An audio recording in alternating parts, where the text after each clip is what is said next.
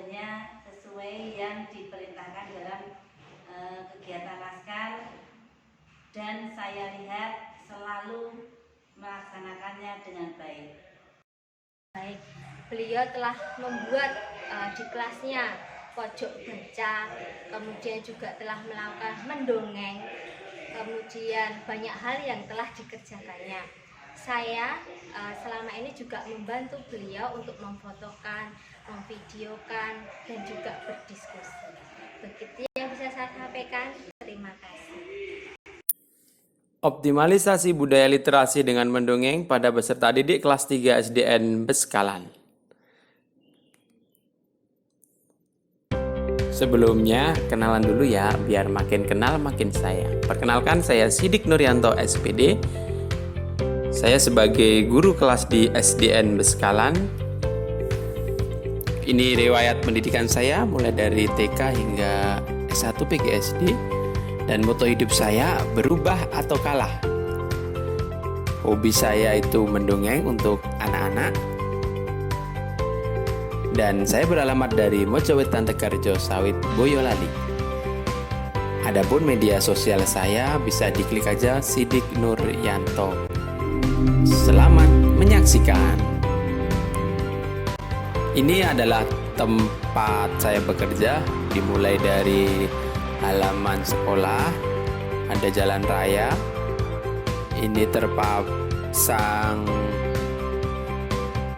papan nama untuk lokasinya di Jalan Ronggowarsito nomor 122 Surakarta, kode pos 57131.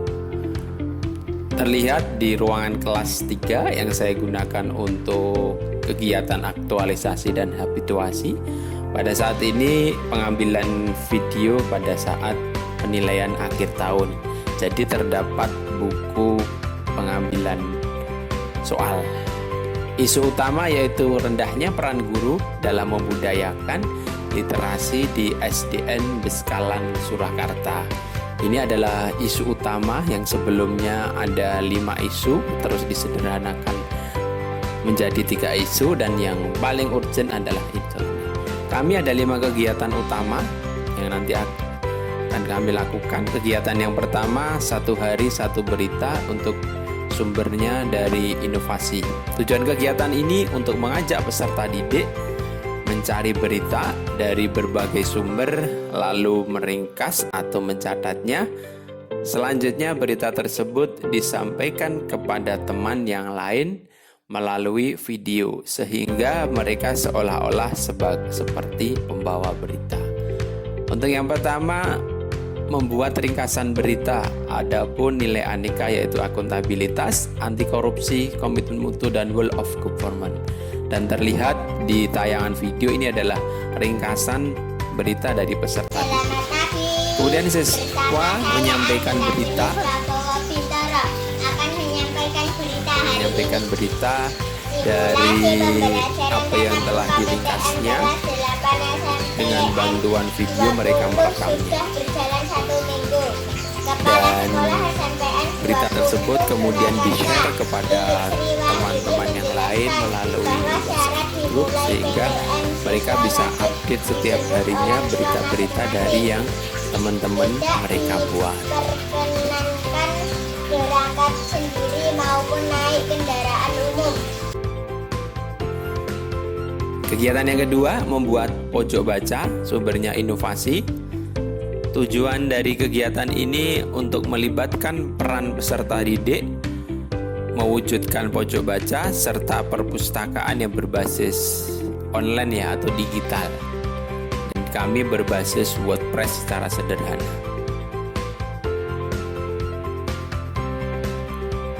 Yaitu tahapan yang pertama, menyiapkan tempat dan bahan. Peserta didik kami minta untuk berkontribusi dengan membawa bahan-bahan bekas yang ada di rumahnya, seperti bekas kardus, botol. Selanjutnya mengumpulkan buku, menyortir buku-buku dari yang ada di perpustakaan atas ke bawah.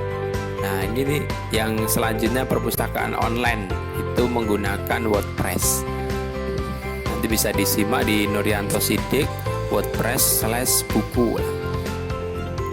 Ini tayangan kondisi sekolah kelas sebelum adanya pojok baca, dan yang kedua ini kondisi sesudahnya.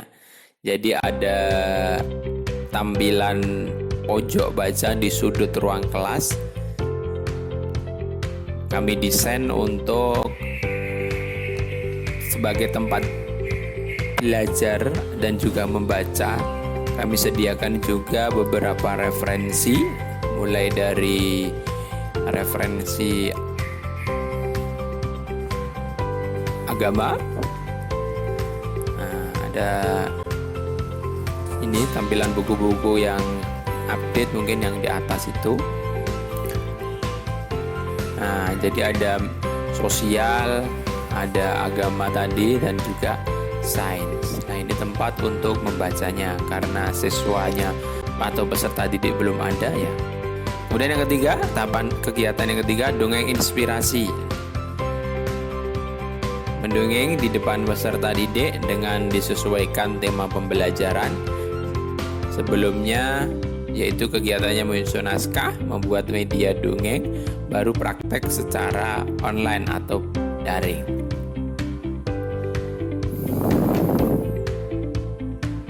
Menyusun naskah yang pertama, nah, seperti itu tampilannya.